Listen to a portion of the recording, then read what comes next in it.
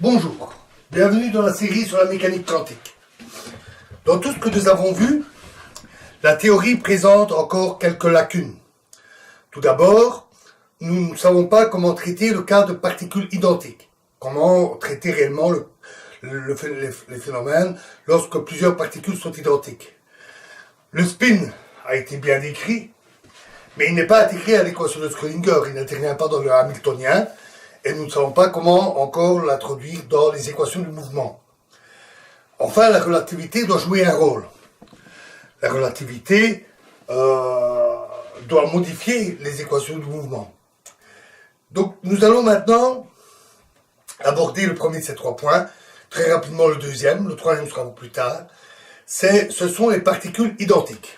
Alors, on dit que deux particules sont identiques si toutes les propriétés qui permettent de les décrire, la totalité de toutes les propriétés qui permettent de les décrire sont identiques pour les deux particules. Dans ce cas-là, les deux particules ne peuvent pas être distinguées. Elles sont dites indistinguables. Parce qu'en effet, si on pouvait les distinguer, ça veut dire que quelque chose permet de les distinguer. Sur quelque chose serait une propriété qui permet de les décrire et qui serait différente pour les deux. Or, ici, par hypothèse, on dit que toutes ces propriétés sont identiques, donc elles ne peuvent pas être distinguées. En physique classique, ce problème de l'identité parfaite, parce qu'il s'agit bien ici d'une identité parfaite, ce problème de l'identité parfaite ne se pose pas. D'abord pour des objets macroscopiques, comme deux boules de pétanque, en apparence identiques. En réalité, elles ne sont pas identiques. Il y a toujours des petites différences. Elles sont composées de milliards d'atomes, disposés de toutes sortes de manières, et un simple coup d'œil avec un microscope permettrait de voir des différences, des petits défauts. Tous les objets macroscopiques diffèrent parce qu'ils sont composés de milliards d'atomes combinés de manière très complexe, parfois avec beaucoup de variantes, énormément de variantes, et donc on a toujours des petites différences dans leur structure. Donc ils ne sont pas strictement identiques. De plus, même pour un objet petit, un petit corpuscule, une particule qu'on est en train de décrire par la physique classique, même là, il n'y a pas identité parfaite. Pourquoi ? Parce que chaque particule a une position précise en physique classique. Et donc une trajectoire, et chaque particule a sa propre trajectoire, et ces trajectoires les distinguent. On peut dire qu'on peut les suivre des yeux, et savoir qui est qui, en permanence. Bien sûr, on n'est pas toujours obligé de regarder. Mais ce qui compte, ce sont, non pas ce que nous faisons, mais les particules. Nous pourrions les suivre, si nous le voulions. Donc au moins, en principe, on peut les distinguer.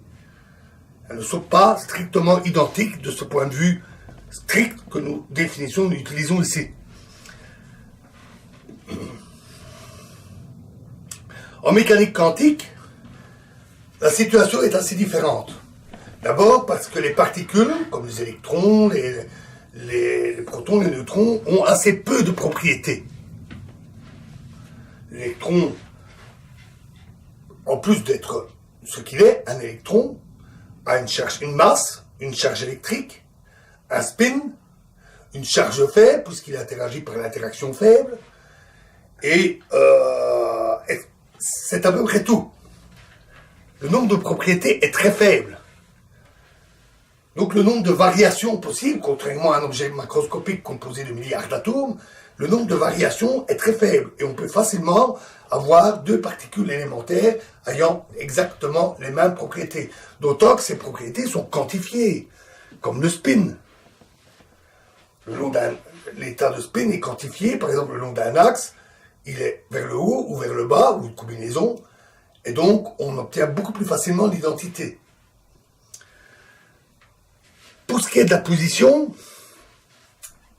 le principe de détermination nous dit, nous savons qu'il ne résulte pas d'une ignorance des grandeurs comme la position et la vitesse, mais qu'il y a réellement une indétermination dans ces grandeurs. Ça se traduit par la fonction d'onde, et une particule comme un électron a une fonction d'onde répartie dans l'espace, où l'électron a une certaine amplitude de se trouver. Et donc, lorsque les fonctions d'onde se recouvrent, pour deux particules, deux électrons, il devient impossible à un endroit donné de dire c'est là qu'on va trouver tel électron ou tel électron. Non. C'est intrinsèquement aléatoire et intrinsèquement indéterminé. Et les positions se recouvrent et donc on ne peut plus les distinguer par leur position.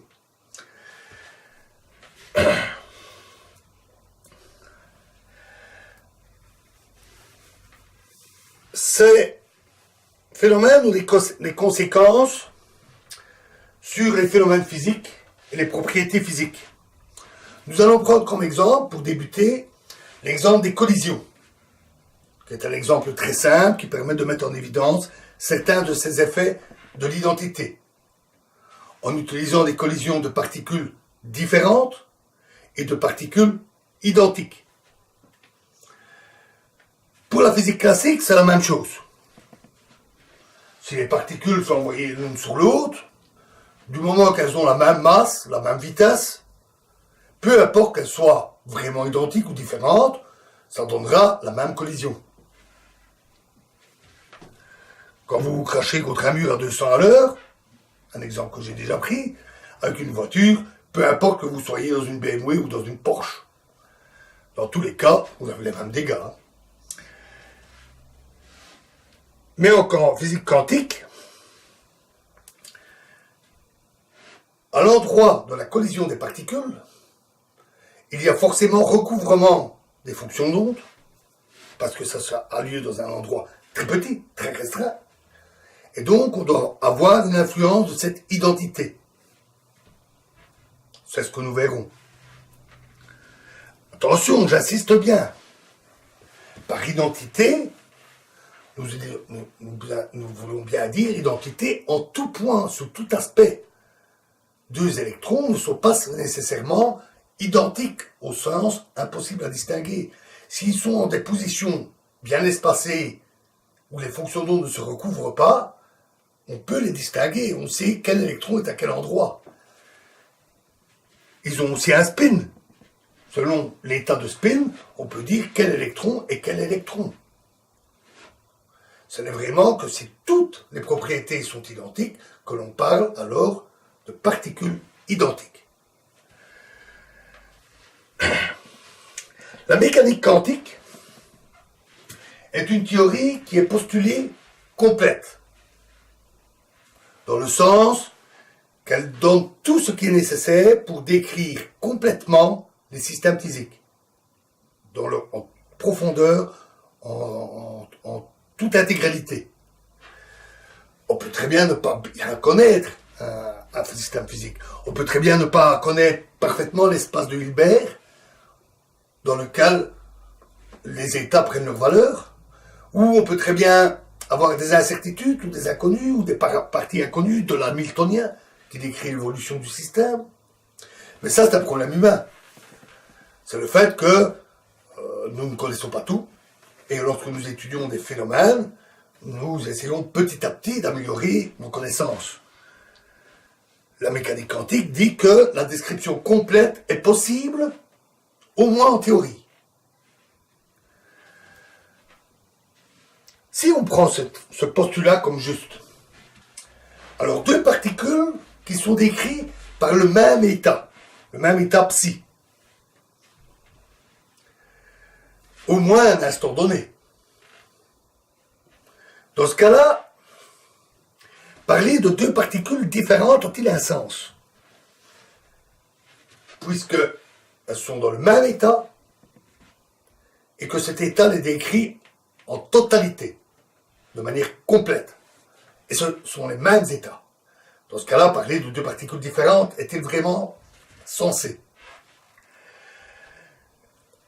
Le caractère individuel d'une particule a-t-il un sens? On a vu qu'il y avait des difficultés avec ça dans l'étude de l'annihilation du positronium. Considérer les photons émis par le positronium comme individuels pose des problèmes et nous a conduit à un paradoxe. Donc l'individualité a-t-elle un sens? Si rien dans l'état ne marque l'individualité, alors comment parler d'individualité? en tout cas au sens physique, au sens de la mesure, ça perd totalement son sens. Il semble donc qu'il faille, dans certains cas, une description globale. Si on a deux particules identiques, on doit les décrire comme un tout. Non pas comme deux particules individuelles, mais comme une paire. Une paire. Un objet. Et non pas comme deux particules individuelles.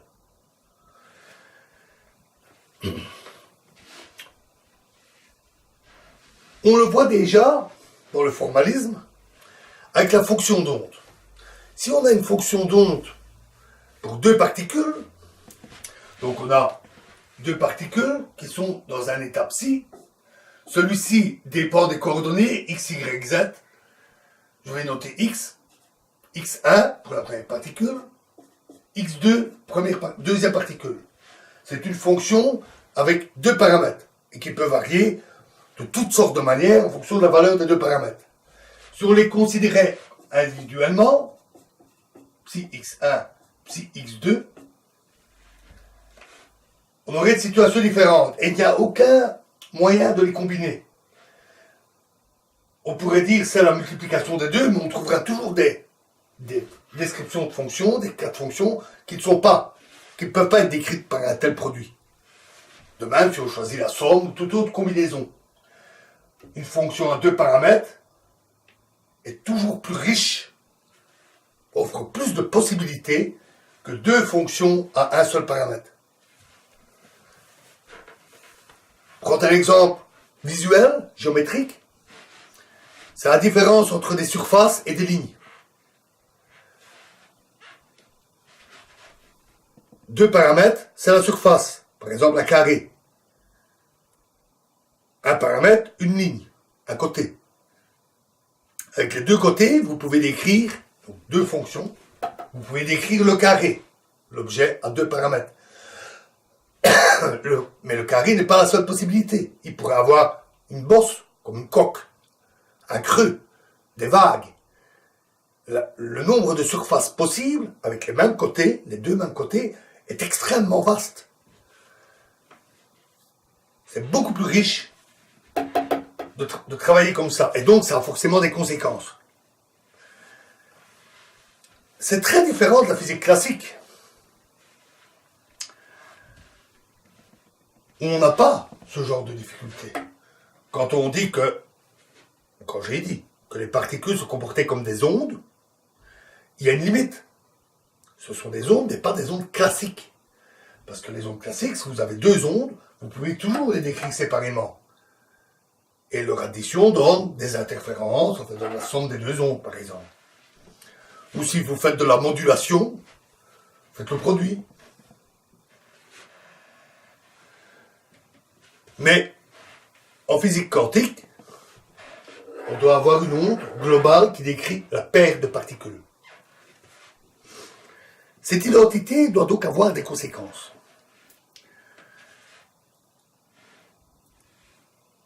Notons que les conséquences que nous allons voir bientôt, elles ne sont pas seulement quantitatives. Ce ne sont pas des 1% de plus, 2% de plus, simplement différences de quantité. Ce sont des différences qualitatives. Le fait que les particules soient identiques ou non, c'est ou noir ou blanc. On a des résultats non seulement différents, mais incompatibles. Une différence franche et nette, qui ne laisse place à aucune ambiguïté quand on mène les expériences. Et ces différences qualitatives découlent de cette identité. Et les résultats expérimentaux confirment ces résultats. Et donc ça, c'est un argument très fort sur le fait que cette identité soit exacte. Que ce principe d'identité de deux électrons, par exemple, est correct. Et c'est aussi un argument fort sur la complétude de la mécanique quantique. Puisque s'il y avait des paramètres inconnus, ils permettraient de distinguer les particules, au moins en principe, sous forme d'étiquettes. Et ça suffit pour parler de particules différentes.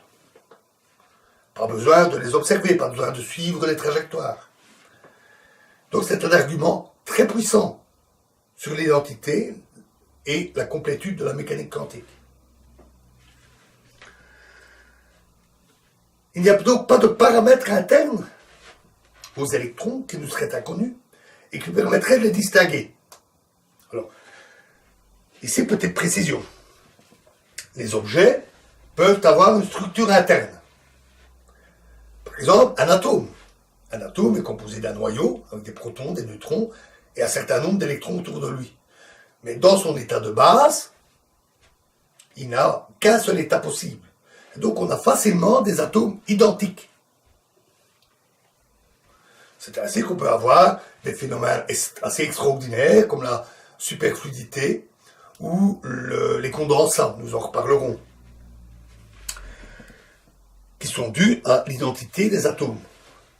Mais les atomes, il y a une structure interne. Ils peuvent être dans des états excités, par exemple. Il suffit de leur apporter un peu d'énergie.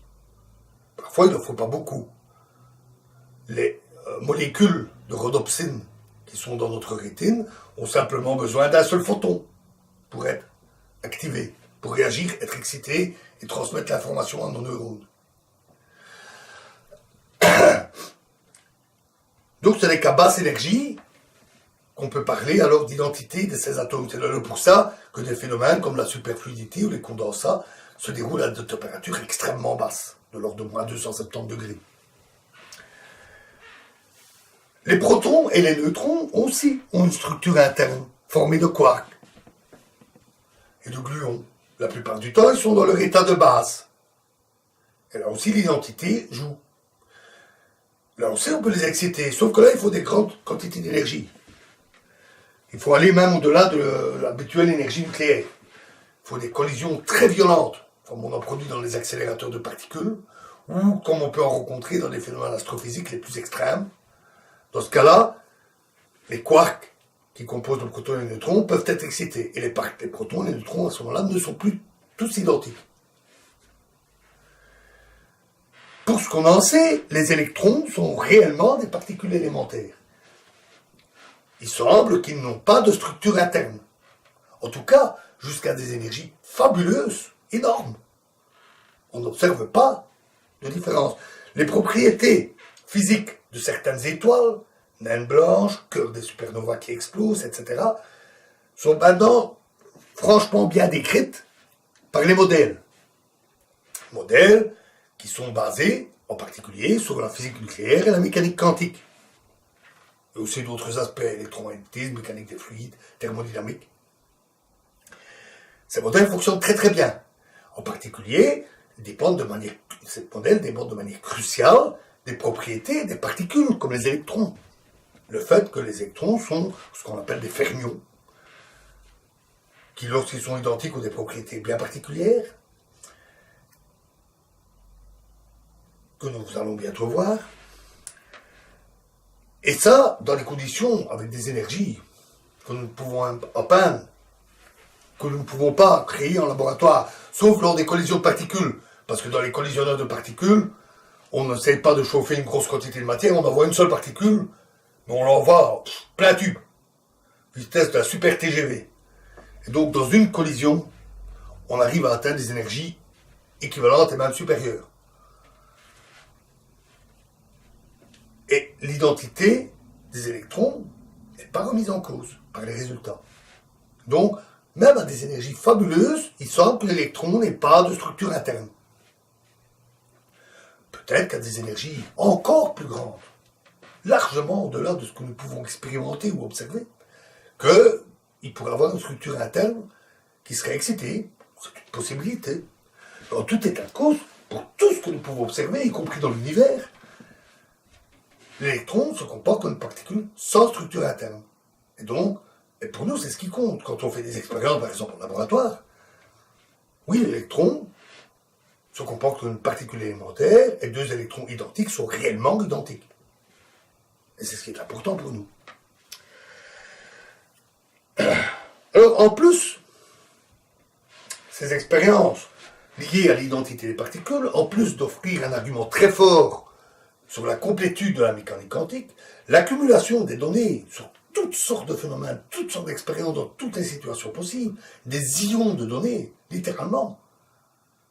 Tout ça, imaginez par exemple une expérience où LHC, le grand accélérateur à la frontière franco-suisse, on envoie un paquet de particules, boum, choc des particules, création de particules, enregistrement des données. Les données enregistrées se chiffrent en pétabytes.